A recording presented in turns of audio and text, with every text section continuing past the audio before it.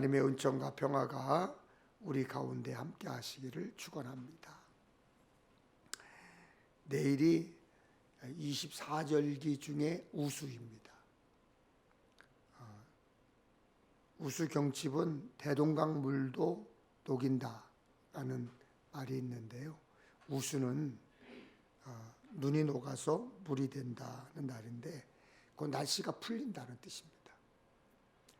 교회력으로는 지난 수요일이 제2의 수요일로 14일부터 사순절이 시작됐습니다. 사순절은 부활절 전 예수님이 광야에서 40일간 금식 기도하고 시험 받은 것을 기념하기 위해서 금식과 속죄하도록 교회에서 규정한 절기입니다. 올해는 2월 14일부터 부활주일인 3월 31일 전날까지가 사순절인데 그날까지 날짜를 세어보면 46일이에요.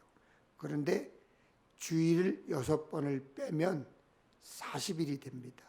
이 기간을 사순절이라고 하는데 이 기간에 절제 또 성찰, 회개의 삶이 뒤따르면 좋겠습니다.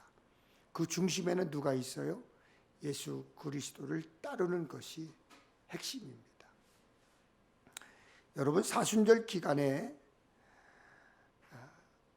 여러분들에게 좀 제가 제안하고 싶은 게 있어요. 인생을 좀 거꾸로 살아보자. 세상에서 소중하게 여기는 가치들, 또 맹목적으로 끌려가는 그 가치들에게 끌려가지 않고 새로운 가치를 추구하는 거꾸로 살아보면 좀 어떨까라는 생각을 좀 해봅니다. 돈과 권세와 명예에 대한 집착에서 벗어나서 섬김, 또 사랑, 이해, 또 공감의 영역으로 옮겨주는 영적으로 거꾸로 좀 살아보면 어떨까라는 생각을 좀 해봅니다. 주님이 우리의 죄와 허물과 연약함과 슬픔까지도 짊어지셨다면 우리는 그 은총으로 세상의 허물과 죄를 정화시키는 존재가 되어야 합니다. 사순절 지금껏 우리는 이기적이었던 우리가, 욕심쟁이였던 우리가 다른 이들의 아픔과 슬픔에 반응하는 사람이 되면 어떨까라는 생각을 좀 해봅니다. 여러분, 신앙은 반응입니다.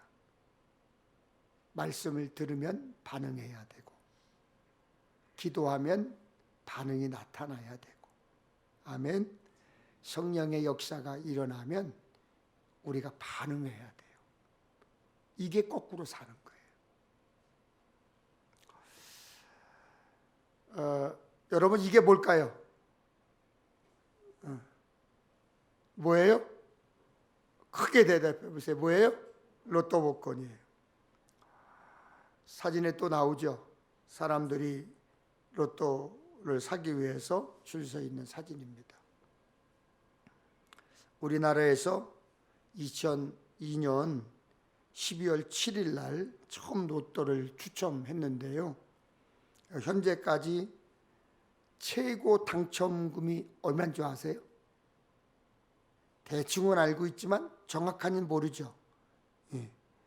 2003년 4월에 19회 때 춘천에서 407억 2296만 원이 당첨됐습니다. 놀라지 않네? 다시 한번 제가 407억 2296만 원. 진짜예요. 진짜로가 아니고 진짜예요. 우리는 이런 일을 뭐라고 그래요? 야, 대박이다 그러잖아요. 야, 대박. 아마 엊그저께 설날을 지내셨죠? 설날 이제 가족들도 모였을 거고 자녀들도 왔을 거예요. 만났을 거예요. 그러면서 여러분 뭐라고 덕담하셨어요? 야, 올 설에 이제 올해는 대박나라 이렇게 덕담을 하셨는지 모르겠습니다. 여러분 어떻게 하셨어요? 그러셨어요? 야, 올해는 좀 대박나라 그러셨나요? 작년 2023년 2월 4일 캐나다 온타리오주 토론토 인근 도시인 수색 말이라고 하는 동네에서 막 대학생이 된 18살 줄리엣 라무어라고 하는 학생이 있었는데, 이 학생이 복권을 1등을 당첨이 돼서 448억을 받았습니다. 그게 복권 당첨이야. 뭐 우리나라도 있고 전 세계적으로 이게 복권이라는 게 있어서 늘 있는 일이지만, 이 학생이 뉴스에 따로 소개된 이유가 있었어요. 캐나다는 법적으로 로또 복권을 살 수 있는 나이가 만 18세가 넘어야 돼요. 그런데 이 학생이 18살이 안 됐으니까 못 산 거예요. 그리고 딱 졸업하고 18살 되니까 할아버지가, 야, 너 평생에 처음 경험하는 거 보니까 복권을 좀 한번 사봐. 그래서 복권에 사자마자 1등에 당첨된 거예요.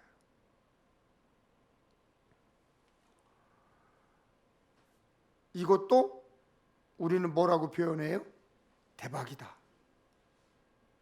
이렇게 표현하잖아요. 근데 사진 한번 또 보여주세요. 여기가 여러분 가라는 거 아니에요? 여기가 어디냐면 우리나라에서 로또 복권 1등 당첨을 제일 많이 배출한 곳이에요. 48번, 48번이 당첨된 거예요.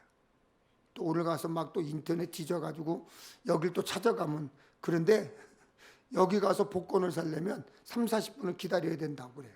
쭉 줄 서 있어가지고. 왜 줄 서 있는 거예요? 왜 줄 서 있어요? 한방 때문에. 세상에는 한방을 꿈꾸는 사람, 일확천금을 꿈꾸는 사람들이 많습니다. 그런데 여러분도 아시죠? 세상에 한방, 한순간에 이루어지는 일들이 그렇게 쉽게 있던가요? 많이 있던가요? 드물어요. 거의 없어요. 거의 없다고 생각하고 포기하고 사는 것이 정신건강에 좋아. 무슨 일이든 차근차근, 아멘, 차근차근 순리에 맞게 한 걸음 한 걸음씩 밟아 나가야 될 줄로 믿습니다. 그런데요, 우리에게 진짜 대박이 있어요. 우리에게 진짜 대박이 있어요. 그 대박이 뭐냐? 예수님을 구세주로 믿으면 죄를 용서받고 천국 백성이 된다는 거예요. 그 진짜 대박이죠. 모든 불의에서 깨끗함을 받는다는 거예요. 그러니 그게 진짜 대박이에요, 여러분. 예수님을 구세주로 믿는 믿음 하나면 구원받습니다. 그 믿음 하나면 영생의 복을 누리고 하늘 시민권자가 되고 하나님을 아버지라 부르는 자녀가 됩니다. 세상에서 헛된 한방을 누리지 마시고요, 믿음으로 천국 백성으로 가슴 펴고 사시기를 주님의 이름으로 축원합니다. 축원합니다. 그게 한방이에요. 그게 대박이에요. 에베소서에서 가장 중심이 되는 핵심 구절을 말한다면 에베소서 1장 7절이에요. 우리는 그리스도 안에서 그의 은혜의 풍성함을 따라 그의 피로 말미암아 속량 곧 제사함을 받았느니라.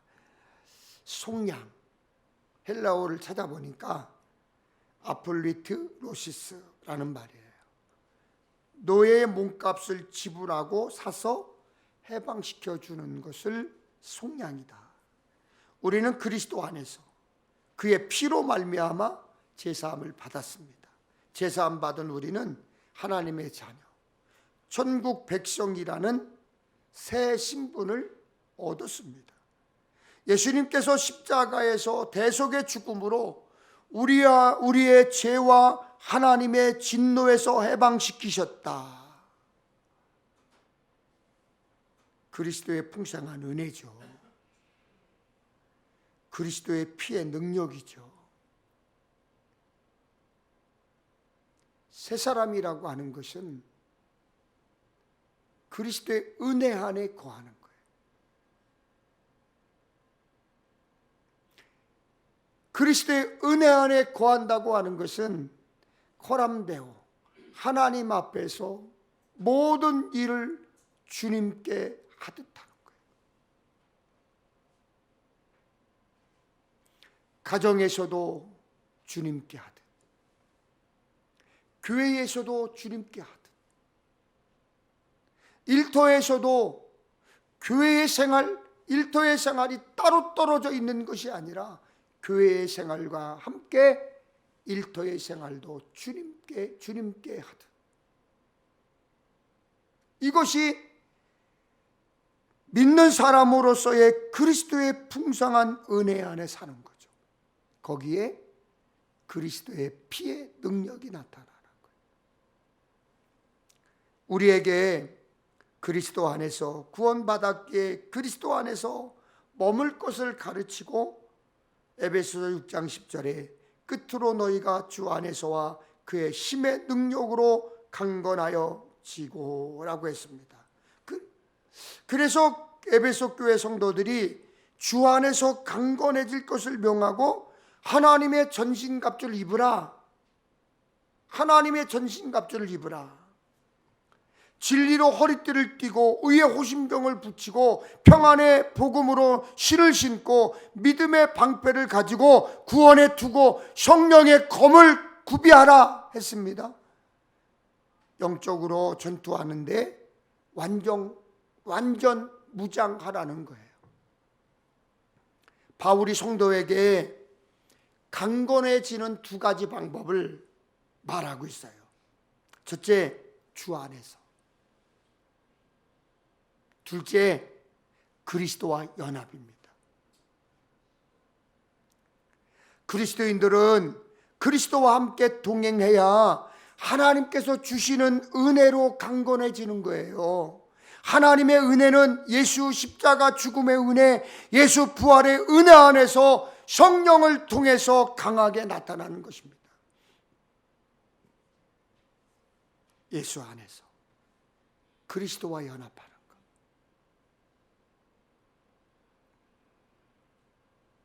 주님과 멀어지지 마세요. 자꾸 도망가지 마세요. 아멘. 도망가려고 하지 마세요. 도망가려고 하지 마세요.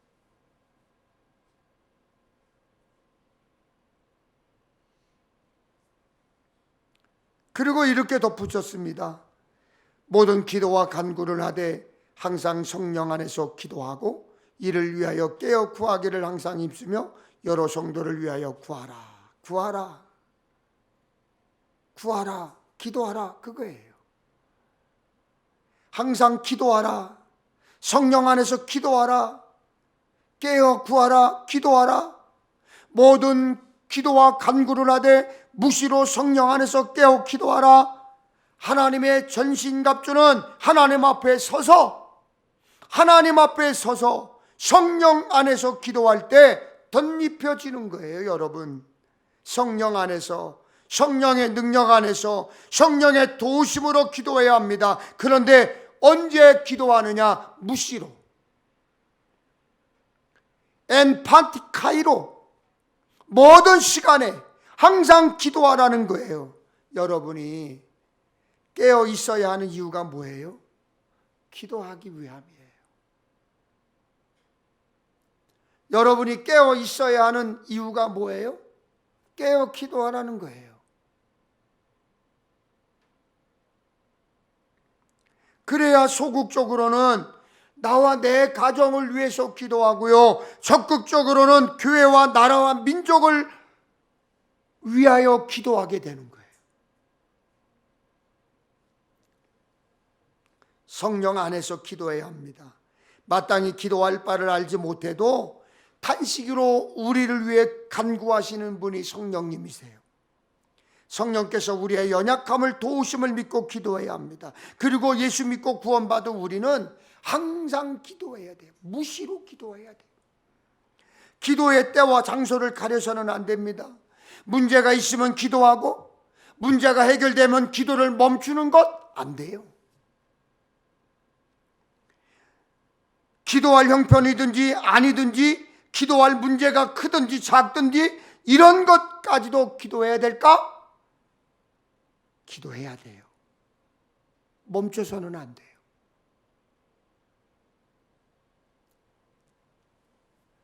그리고 깨어 기도해야 합니다. 성경 다른 곳에서도 기도에 대해서 이렇게 가르쳤습니다. 시험에 들지 않게 깨어 기도하라. 이러므로 너희는 장차 올 이 모든 일을 능히 피하고 인자 앞에 서도록 항상 기도하며 깨어 있으라. 골로새서 4장 2절에는 기도를 계속하고 기도에 감사함으로 깨어 있으라. 예수님도 사도 바울도 깨어 기도할 것을 강조하셨습니다. 그러므로 하나님의 자녀된 우리는 성령 안에서 기도해야 되는데 항상 기도해야 되고 깨어서 기도해야 되고 무시로 기도해야 되는 거예요. 그러나 성령 안에서 항상 깨어 기도하되 거기에 중요한 질문이 있습니다. 왜 그렇게 기도해야 하느냐? 무엇을 위해서 그렇게 기도해야 하느냐입니다. 여러분, 물론 여러분 자신을 위해서, 가족과 일터를 위해서 당연히 기도해야 합니다. 그런데 오늘 말씀에는 그 목적을 분명하게 말하고 있어요. 여러 성도를 위하여 구하라. 성령 안에서 기도하십니까? 항상 깨어 기도하십니까?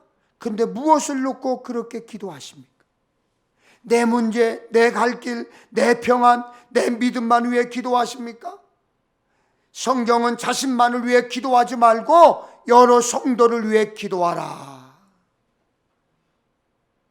하나님의 자녀된 우리는 아픔도 있고 어려움과 슬픔에 처한 다른 교우들을 위해서 항상 기도해야 돼요.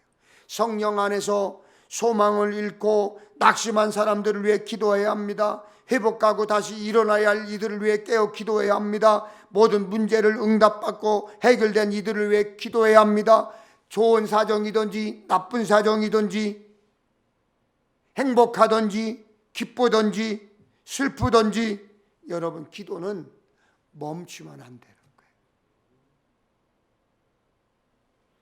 기도는 예수 그리스도 이름으로 하나님께 간구하는 것입니다. 그래서 우리는 기도를 시작할 때 하나님 그렇게 부르죠. 마지막에는 예수님의 이름으로 기도합니다 그러죠.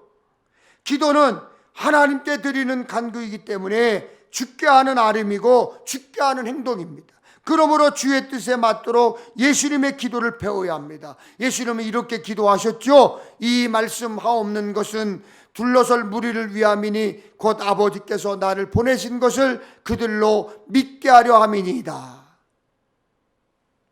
예수님은 둘러선 무리를 위해 주변에 모여있는 사람들이 예수님을 믿고 하나님의 자녀가 되도록 기도하셨습니다.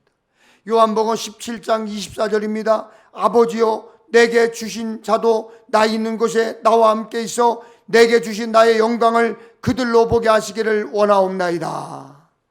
예수님은 사람들이 하나님의 영광을 보기를 기도하셨습니다. 누가복음 23장 34절에 아버지 저들을 사하여 주옵소서 자기들이 하는 것을 알지 못합니다. 예수님은 십자가에 못 박히셨을 때에는 못 박은 사람들을 용서해 달라고 기도했습니다. 그러므로 우리도 함께 신앙생활하는 교우들을 위해서 기도해야 합니다.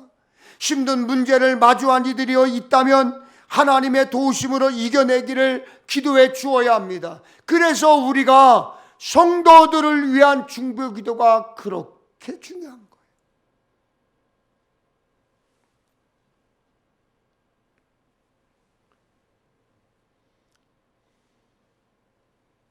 여러분, 처처의 기근과 지진, 전쟁과 난리의 소문이 계속되고 있어요. 우크라이나 전쟁도 있죠. 이스라엘과 하마스 전쟁이 있죠. 작년에는 북한의 튀르키예, 터키와 시리아의 지진으로 어마어마한 사람들이 죽었어요. 요즘은 그냥 툭하면 뻑하면 북한이 그냥 미사일을 쏴. 그리고 남한은, 그들이 표현하는 남한은 주적이라고 그래, 주적. 우리의 분명한 주적은 남한입니다라고 이번에도 북한의 김정은 위원장이 10년 사이에 그랬어요. 그리고 바로 그 다음날 미사일을 쐈어.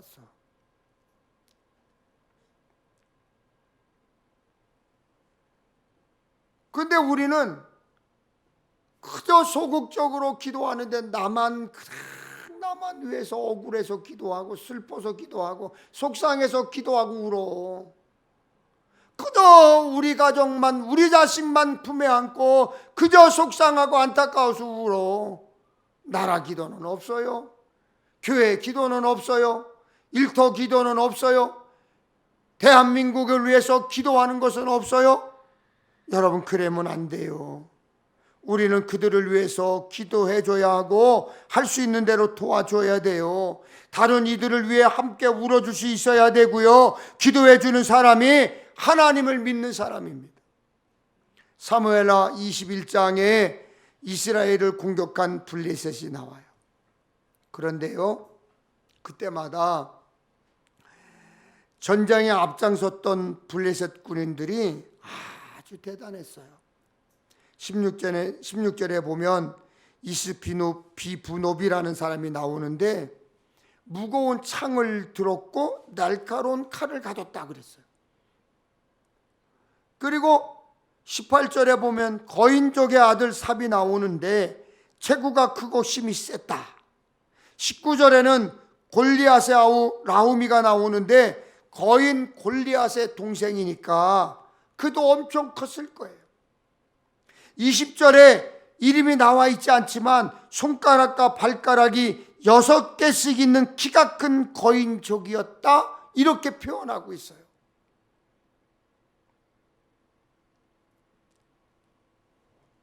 이렇게 대단한 사람들이 앞장서서 쳐들어오면 이스라엘 사람들은 어떨까요? 전쟁도 하기 전에 주눅들지요. 무서워서 벌벌 떨겠지요. 그런데 이스라엘은 그런 블레셋과 맞서 싸웁니다. 블레셋이 처음 쳐들어왔을 때 사무엘하 21장 17절에 보면 수리아의 아들 아비새가 다윗을 도와 그 블레셋 사람들을 쳐 죽이니 그랬습니다. 그래서 매번 그 성경을 보면 매번 이스라엘이 블레셋과 싸움에서 이겼어요. 블레셋 장군들을 소개할 때 보면 키가 크다, 엄청나게 무거운 창을 들었다, 날카로운 칼을 가졌다, 거인이었다, 사람들의 수가 많았다, 이렇게 소개를 해요. 그런데 이스라엘 용사들을 소개할 때는 어때요? 간단해요. 누가 싸워 이겼다? 누가 죽였다? 그냥 이름밖에 없어. 얼마나 용감하게 싸웠는지, 얼마나 싸움 실력이 좋았는지 다른 소개가 없어요. 무기는 어떻고 군인 수가 얼마였다는 얘기도 없어. 그냥 이겼다요.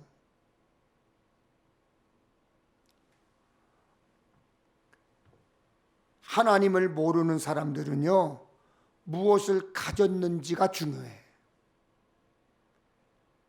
하나님을 모르는 사람들은 무엇을 소유했는지가 중요해. 그러나 그들은 자기 힘으로만 싸워야 했지만 블레셋 사람들은 자기의 창과 자기의 힘을 믿었지만 큰 창과 예리한 칼이 필요했지만 체구부터 거다했지만 보기만 해도 상대를 압도했지만 그러나 하나님을 믿는 사람은 달라요. 예수 믿고 구원받아 하나님의 자녀된 사람들은 가진 것으로 싸우는 것이 아니에요. 가진 능력으로 일하는 것이 아니에요. 모든 일을 하나님이 하실 줄 믿고 싸우는 거예요. 여러분이 가진 것이 무엇이 있습니까? 여러분은 얼마나 가지고 있고 기운이 세면 얼마나 셉니까? 그러므로 내가 무엇을 가졌는지가 중요하지 않습니다. 내게 어떤 힘이 있느냐 중요하지 않습니다. 전쟁은 여호와께 속한 것이라고 그랬어요. 내 앞에 누가 계세요? 하나님이 계세요. 나와 누가 동행하세요? 성령이 동행하세요.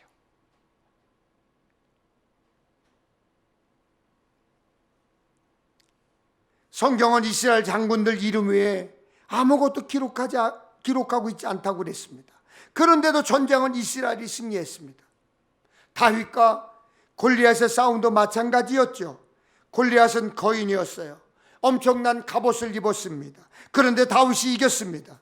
다윗이 키가 커서요? 이스라엘 민족이 블레셋 민족보다 사람들이 더 많았어요? 갑옷이 더 좋았나요? 좋은 무기가 있었나요? 싸움에서 이기고 지는 것은 무기에 달려있지 않아요. 다윗은 이렇게 선포하고 선언합니다. 만군의 여호와의 이름으로, 아멘. 만군의 여호와의 이름으로, 할렐루야. 그리고 나와 싸워 골리앗을 이겼어요. 여러분, 우리도 우리가 가진 것 가지고 그것 붙잡고 자랑하면 이길 수 없어요. 하나님께 맡기고 싸워야 합니다. 그렇기 때문에 기도하라는 것입니다. 기도해야 이깁니다. 기도해야 이깁니다. 항상 기도해야 이겨야 합니다. 무시로 기도해야 이깁니다. 여러분, 기도하며 사시기를 주님의 이름으로 축원합니다. 에베소 교회 성도들에게 여러 성도를 위해 구할 것을 권했던 바울은 또 한 가지 기도 제목을 주었습니다. 에베소서 6장 19절에 보면 또 나를 위하여 구할 것은 내게 말씀을 주사 나로 입을려로 복음의 비밀을 담대히 알리게 하옵소서 할 것이니 바울은 자신을 위해 기도해 달라. 구체적인 기도의 제목을 주었어요. 바울의 기도 제목이 뭐예요? 하나님이 자신에게 말씀을 주시도록, 그래서 복음을 담대히 전할 수 있도록 기도해 달라는 거예요. 사도 바울처럼 저도 여러분에게 부탁을 드리고 싶어요.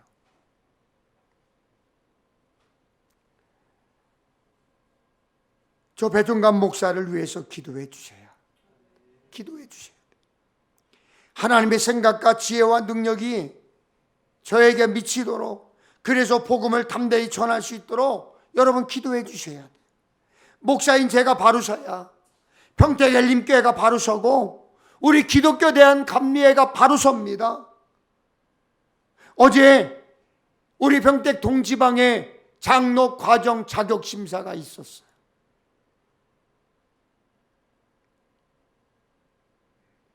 제가 과정 고시위원장으로 장로님들이 시험을 봤는데 시험 채점을 다 하고 저한테 결과 보고를 목사님들이 하시는데 어떤 장로님은 98점도 맞으신 분이 있어요. 그리고 자격심사에 들어가서 심사를 쭉 하는데 7분의 목사님들이 돌아가면서 질문을 하는데 제가 이런 질문을 했어요. 11명의 장로님에게 똑같은 질문을 저는 했어요. 다른 질문 하지 않았어요. 하고 싶지 않았어요.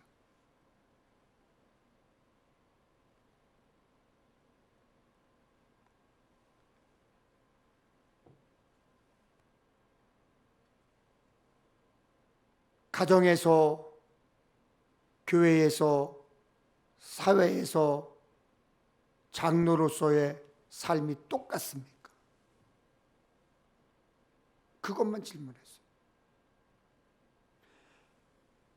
가정에서, 교회에서, 일터의 삶이 똑같습니까? 그것만 질문했어요, 저는. 그리고 권면을 하고 부탁한 게 뭐냐면, 장로님이시니 아직 안수를 받지 않았기 때문에 공식적 장로라고 할 수는 없습니다.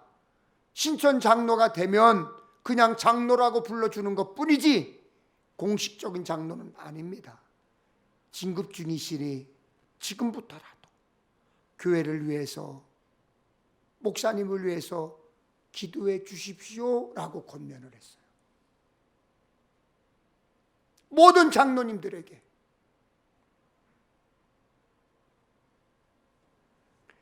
왜 제가 그렇게 자격에서 물어보고 부탁을 했는지 아십니까? 장로님들이 바르게 서야 기독교 대한감리회가 바르게 설 수 있기 때문에. 장로님들만 바로 서야 되겠습니까? 목사들도 마찬가지예요.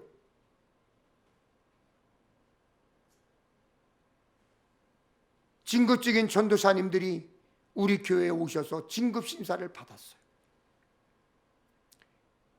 논문 심사를 받고 저한테 지도를 받는데 기본적으로 저를 찾아와서 3번을 찾아와서 논문 지도를 받고 마지막 교정본을 제출을 해야 돼요.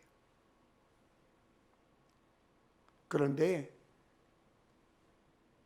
심사도 심사지만 제가 첫 번째 질문 이거였습니다. 왜 목사님이 데려가십니까? 이거예요. 목사 내 때로 받으려고 하신다면 지금 멈추십시오. 이거였어요. 지금이라도 늦지 않았으니 멈추십시오. 저는 그분들에게만 얘기한 게 아니에요.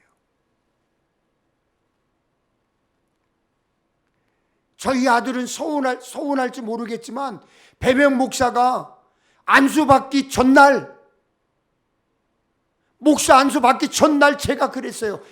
야, 명아, 너 도망가려면 지금 도망가야 돼. 안수받으면 그때부터 넌 도망갈 수 없어. 다른 일 하면 안 돼. 목사로 입에 손가락을 빨아도 너는 목사가 돼야 되고 도망갈 수가 없어. 다른 일 하면 안 돼. 그렇게 하려면 지금 도망가. 안수받기 전날 제가 그랬어요. 눈물을 뚝뚝 흘리고 울었어요. 왜 그랬겠어요? 우리 기독교 대한감리회가 바로 서려면 목사인 제가 바르게 서야 되고 장로님인 우리 장로님들이 바르게 서야 됩니다. 제가 하나님의 뜻을 제대로 전해야 말씀 듣는 여러분의 영혼이 삽니다. 요다왕 요아스는 제사장 여호야다가 있는 동안에 하나님 보시기에 정직했다고 했습니다. 요다는 선지자 이사야의 때를 살며 하나님 앞에서 바른 길을 걸었다고 했습니다.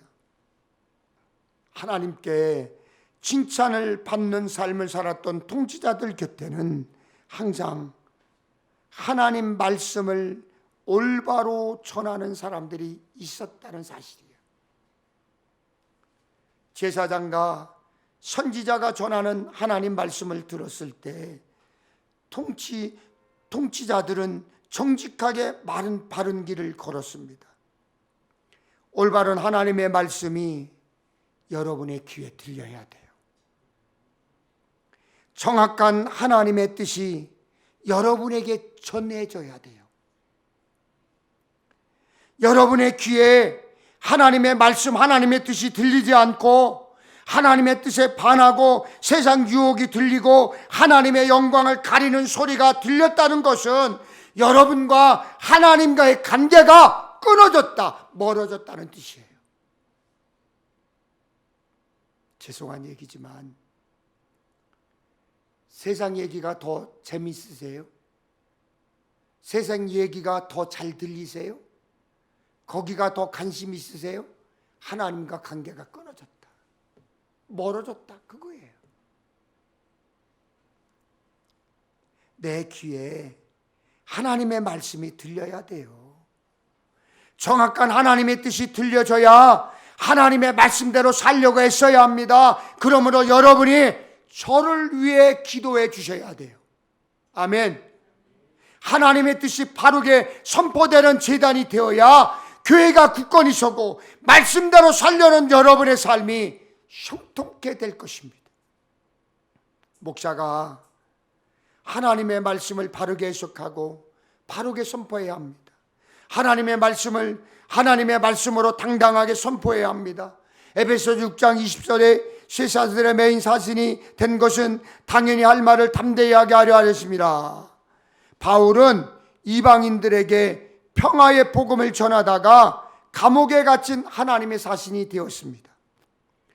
바울은 자신이 투옥된 이유가 복음을 당연히 그리고 담대히 전파하기 위함이라고 분명하게 에베소 교인들에게 말하고 있어요. 당연히가 뭐예요? 당연히가 뭐예요? 에베소서 6장 20절 말씀에 당연히가 뭐예요? 전도가 필연이라는 거예요. 복음 전하는 것이 필연이라는 거예요. 해도 되고 안 해도 된다는 게 아니에요. 당연히 해야 된다는 거예요. 믿는 사람들이 의무라는 거죠. 그 일을 위해 바울이 감옥에 갔으니, 감옥에서 복음을 전하는 사신이 되었으니 기도해달라, 그거예요.